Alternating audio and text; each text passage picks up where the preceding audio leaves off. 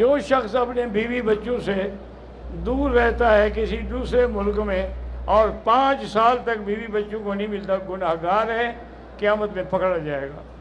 हर 6 महीने में मिलना ज़रूरी है।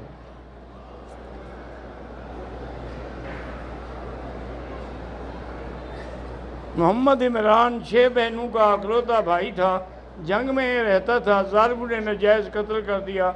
अल्लाह उसके दर्जात बुलंद करे और ज़ालिमों से खुद बदला ले।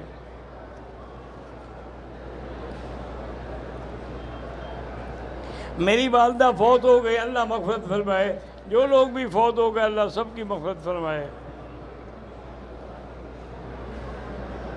अगर कोई आदमी पाकिस्तान में फौत हो जाए तो उसका गायबाना जनाजा मक्के में पढ़ा जा सकता है। हनफी मसलक में गायबाना जनाजा नहीं होता। बाकी अइम्मा के